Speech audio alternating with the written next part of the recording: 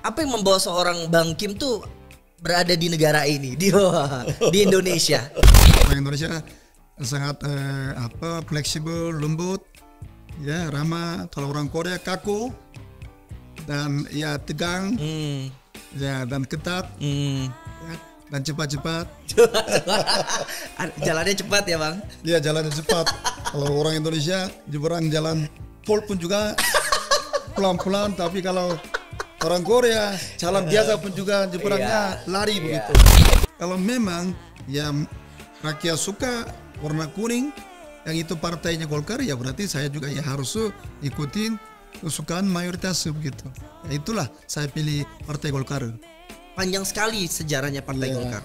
Betul. Apakah masuk dalam risetnya Abang? Kenapa pilih Tapil 2, Jakarta 2? Ya karena memang kalau sebagai laki-laki sejati, ya kalau memang mau perang harus perang yang di benarnya tempatnya begitu. Wih, ini hasil cetakan kalau orang wajib militer nih begini.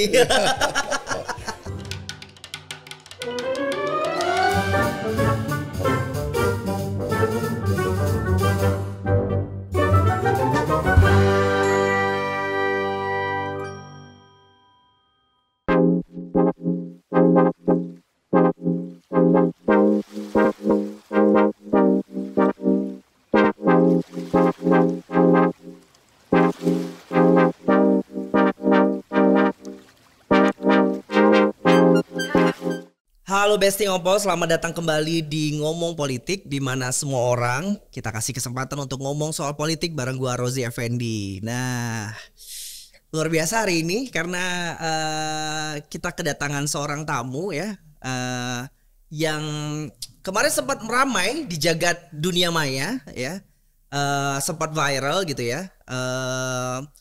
Kayaknya nggak ada orang yang nggak tahu sekarang sama sosok ini. Karena hampir di setiap sudut ibu kota Jakarta, Jakarta Selatan, Jakarta Pusat gitu ya. Saya nggak tahu kalau luar negeri. Kalau saya dapetnya luar negeri juga. Hampir banyak sekali balihonya ya. Terlebih tadi kemarin sempat viral karena status kewarganegaraannya. So please welcome Chong Sung Kim. Halo Bang Kim. Halo Mbak Oji. Halo, apa kabar Bang? Baik-baik. Nah, apa kabarnya? Ini the real ajusi sebenarnya, ya kan? Kalau salah satu capres diasosiasikan dengan Korea, Ya. Korean Idol, ini asli dari Korea, Ya, asli dari Korea. Tapi kita manggilnya nggak boleh ajusi tapi Bang Kim ya. Oh iya. Karena Jakarta ya. Karena Jakarta, Ya, gitu. Bang Kim. Tapi Bang Kim, kita nggak bakal ngobrolin lagi soal yang viral kemarin, Bang Kim. Ya. Tentang karena kayaknya sudah cukup klarifikasinya. Cukup ya. Sudah cukup dan tidak perlu dipertanyakan lagi. 30 tahun lebih berada di Indonesia dan sudah mengangkat sumpahnya kurang lebih berapa tahun, Bang? 10 tahun lebih. 10 tahun. Tapi kita justru penasaran apa yang membawa seorang Bang Kim tuh berada di negara ini, di Indonesia. Apa Bang ceritanya sampai seorang Bang Kim tuh ada di Indonesia? Oh gitu. Ya.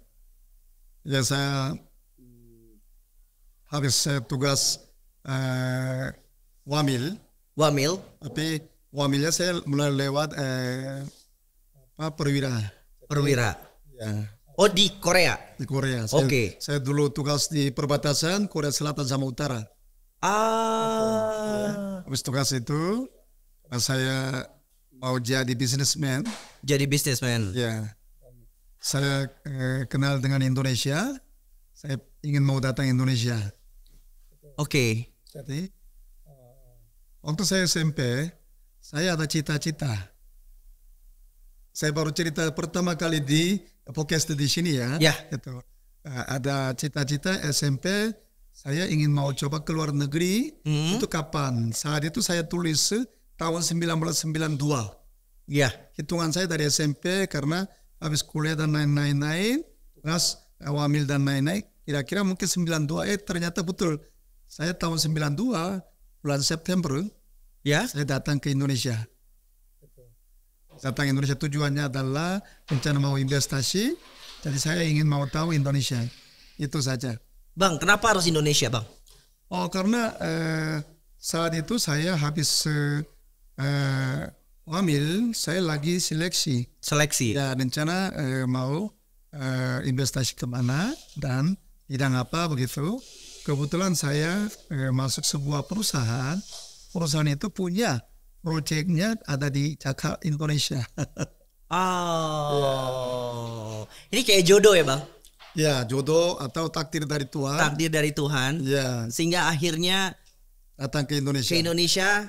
Dan apa yang membuat seorang Bang Kim memutuskan untuk mengganti kewarganegaraannya menjadi warga negara Indonesia? Ya, karena saya buka pabrik dan mempekerjakan anak-anak muda. Pabrik saya sampai sekarang berarti hampir mendekatin 30 tahun saya masih punya pabrik. Ya. Gitu.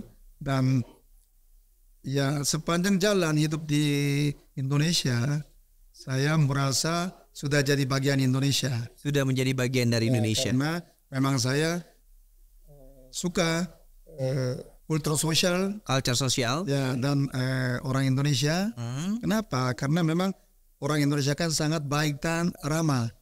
Oke. Gitu, dibanding negara lain ya. Betul. Jadi itulah saya memutuskan, ya udah, saya kalau bicara hidup terus di Indonesia, ya berarti harus jadi sebagai warga negara Indonesia. Gitu.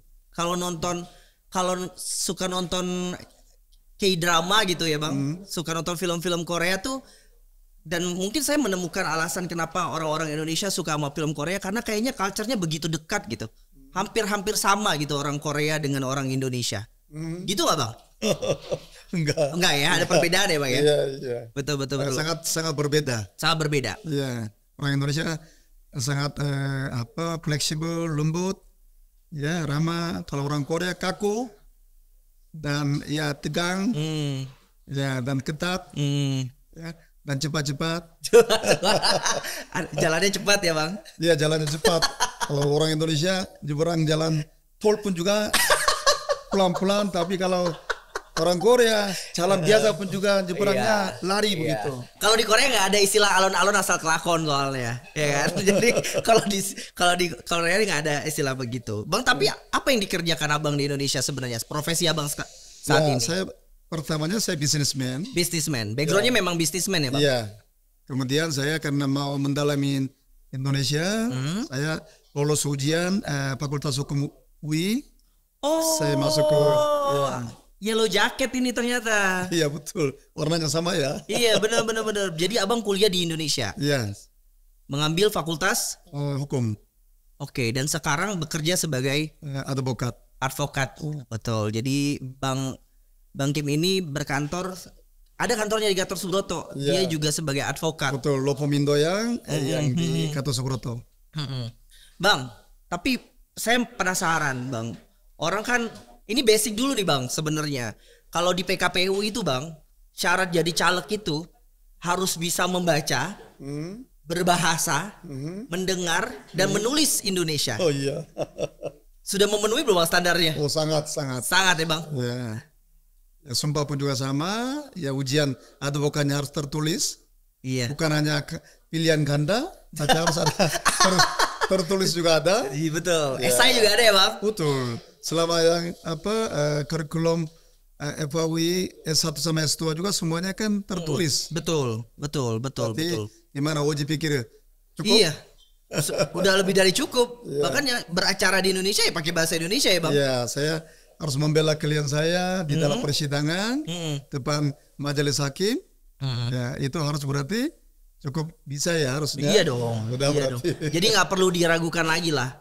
Ya soal saya tuh jujur penasaran bagaimana seorang Bang Kim kalau tidak bisa berbahasa Indonesia, tidak bisa menyampaikan apa yang visi misinya, tujuan dia jadi caleg. Bang, tapi pertanyaan saya bang, motivasi abang tuh jadi caleg buat apa bang? Bagi saya, gini, karena dulunya saya hanya sebagai sebagai pemirsa atau penonton, ya, seperti itu kan. Tapi saat nonton, kalau ketemu orang player, ya politikus lah atau pejabat pejabat di instansi pemerintahan, kan? Penonton juga boleh dong sarannya, ya sampaikan, ya. Tapi semuanya jawabannya iya begitu, siap atau ya, tapi Normatif ya bang. ya ternyata belum tentu ya dengar dan apa yang sudah jawab itu mau coba pakai ke dalam program, tapi kayaknya jarang ada. Maka saya memutuskan saya harus masuk ke dalam Politik. Ya Sistemnya lembaga ya. pemerintahan atau yang lembaga negara. Saya harus ya pelaksana di sana. Ada ketidakpuasan bang dengan sistem regulasi atau pemerintahan di negara ini bang? Gimana? Yang bikin seorang Bang Kim, gue kayaknya gatel banget nih pengen nyemplung gitu. Gimana Mas Oji pikir? Waduh. Apa sama enggak atau gimana? Oke. Ya kalau saya sebagai warga negara ya ada-ada aja bang, gitu. Jadi begini, hukum itu kan harus bergerakkan fenomena masyarakat, betul ya, harus mengikuti, gitu.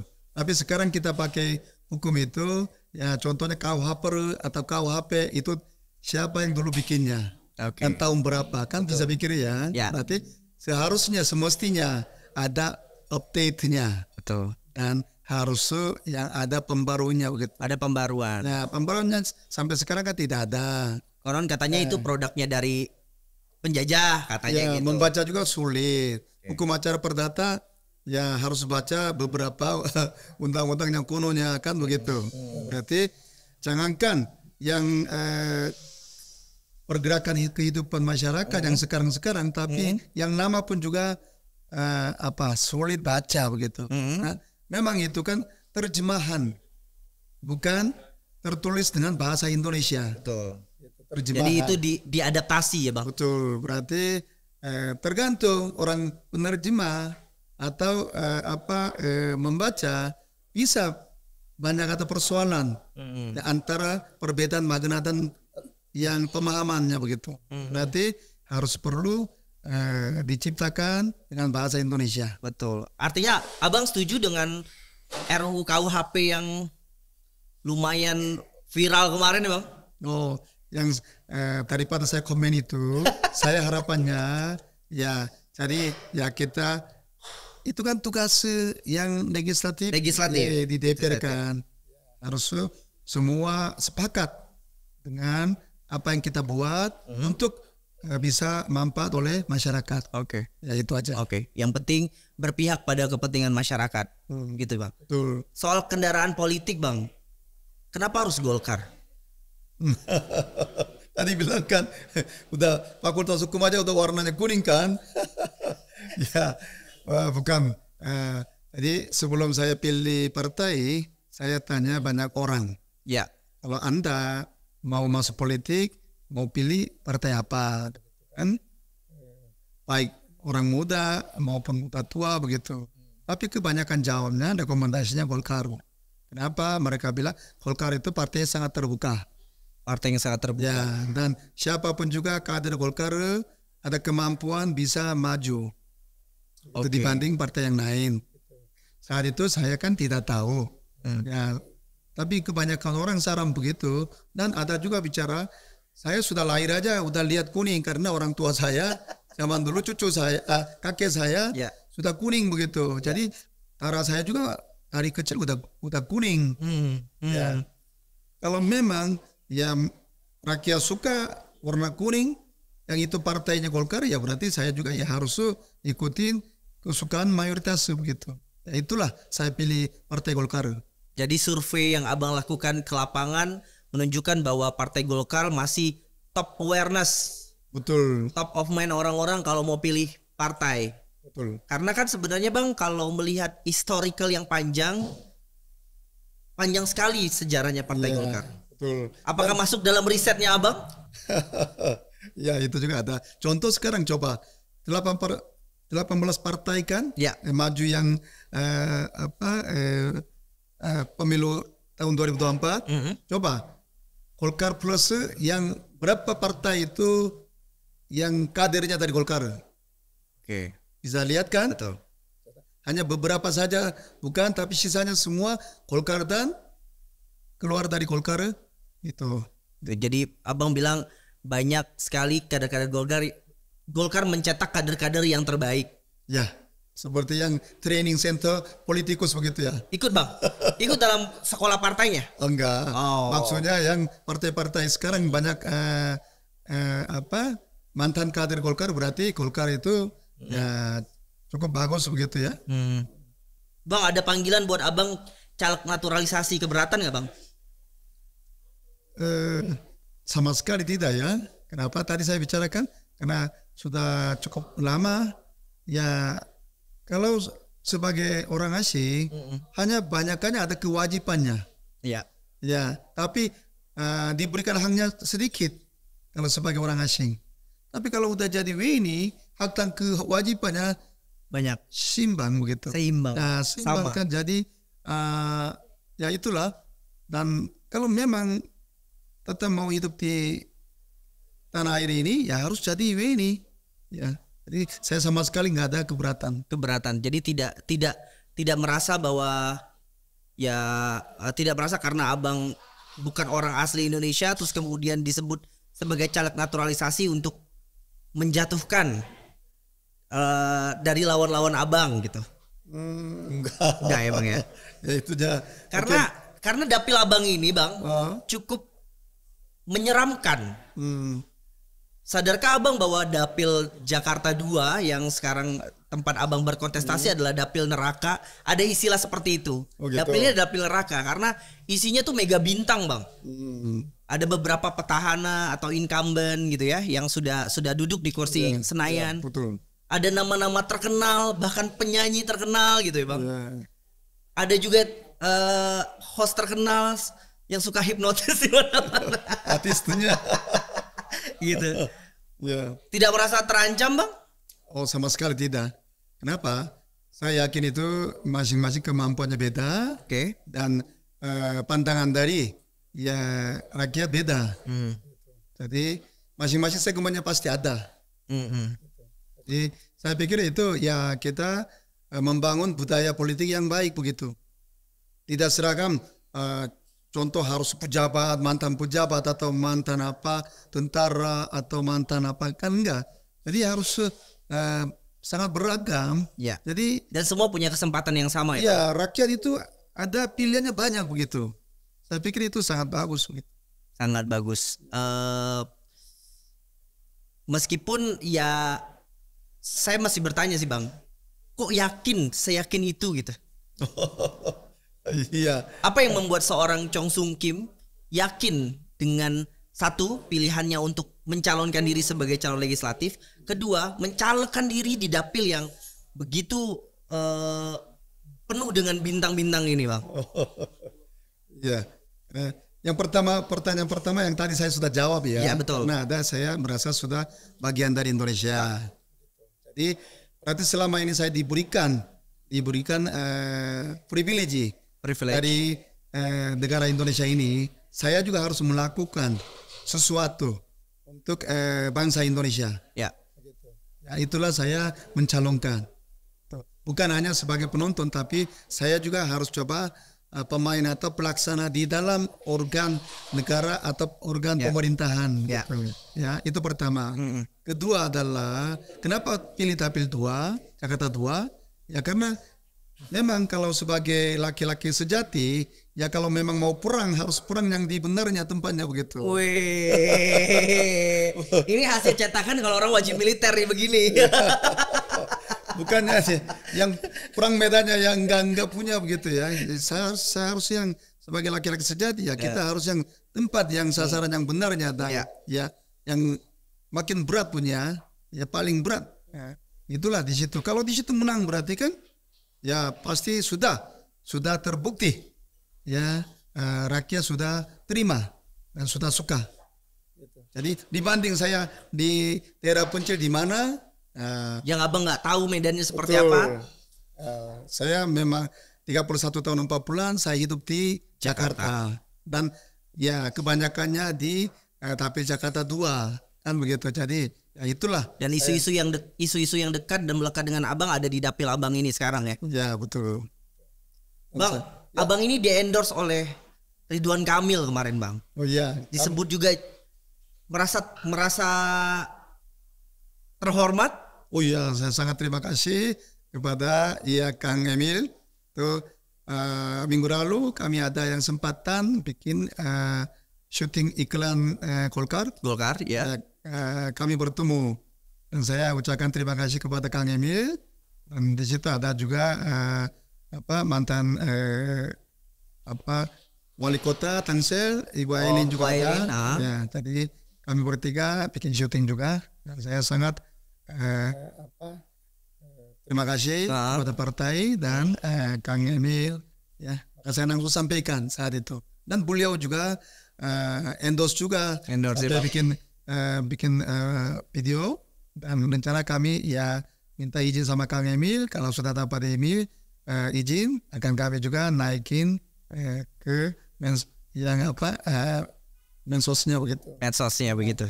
Jadi sudah di endorse oleh orang yang elektabilitasnya luar biasa bang. Betul. Bahkan digadang-gadang tadinya jadi cawapres ya bang ya. Iya betul. Gitu. Tapi Bang Kim, abang bahkan tidak mengganti nama abang, tetap Chong Sung Kim. Artinya yaitu identik dengan Korea gitu. Merasa diuntungkan dengan di saat banyaknya fans K-pop, bahkan abang punya jargon program ya K-pop ya bang ya. K-pop, kalau apa tuh singkatannya gue tahu nih. K-pop itu singkatan dari kredibel, profesional, objektif dan peduli. Iya. Ya, itu tim saya lah ya. Tim saya parodi dari K-popnya menyambungkan ke sana begitu. Apa yang sedang dilakukan bang? Apa memang target dan sasaran abang adalah orang-orang yang sedang menyukai Korean Wave? Atau memang itu adalah strategi aja karena dekat dengan abang gitu? Ya, yang kalau yang kasih amanah perwakilan itu adalah rakyat di dapil saya. Ya. Bukan hanya suka K-pop ada di Madura atau di Medan, bukan begitu ya. Jadi saya tetap itu liannya ke warga-warga di dapil saya begitu. Tapi yang booming dari anak-anak muda yang karena suka K-pop, K-drama, K-wave, bukan K-food gitu, itu saya sangat terima kasih juga. Karena ada mereka, ya saya jadi popularitasnya lebih naik. Ya, kalau tidak ada mereka kan ya nggak mungkin begitu. Merasa itu kesempatan bang? Wah itu sangat begitu. Tapi saya nggak tahu itu bisa mengkait dengan nama asli saya atau gimana. Kenapa saya tetap pakai yang ini? Karena pertama saat saya sumpah dapat SK Presiden, memang SK Presidennya cetaknya nama itu. Kecuali katanya saya dengar zaman Order Baru, sebelum keluar SK harus ganti nama dulu. Ganti nama, betul. Dan SK itu nama barunya catat begitu. Betul. Tapi saat saya Presiden SBY tidak ada perintah seperti itu. Jadi saya pun juga tidak aware harus ganti nama atau tidaknya begitu. Dan setelah terima SK itu berarti berita acara dan sumpahnya atas nama itu. Dan memang nama itu saya dapat dari orang tua. Kan begitu. Jadi ya itulah saya bukan sengaja untuk menggunakan nama. Menguntungkan menanti untuk kalau saya jadi caleg, saya nggak ada yang pikiran ke sana dari awal. Karena gini bang, kalau saya ngelihat jargon abang udah K-pop, terus kemudian, nah ini gue mau ngomong soal program-program abang juga nih. Salah satu program abang ini adalah, salah satunya yang prioritas adalah memberikan beasiswa kepada mahasiswa yang ingin sekolah sambil kerja di Korea. Ya, kalau istilah beasiswa itu tidak tepat, tapi kami membantu membawa anak bangsa ini apabila dia punya kemampuan akademis, tapi karena keterbatasan kemampuan ekonomi orang tua, dia nggak bisa lanjut sekolah, itu kami cari dan anak-anak itu kami mau bawa ke Korea Selatan. Karena kenapa? Kalau di Indonesia value tenaga kerjanya lebih rendah dibanding Korea, tapi biaya sekolahnya lebih tinggi daripada Korea. Oke. Gitu. Tapi kalau Korea biaya sekolahnya lebih rendah daripada Indonesia, nilai tenaganya 4 atau 5 kali lebih mahal dibanding Indonesia.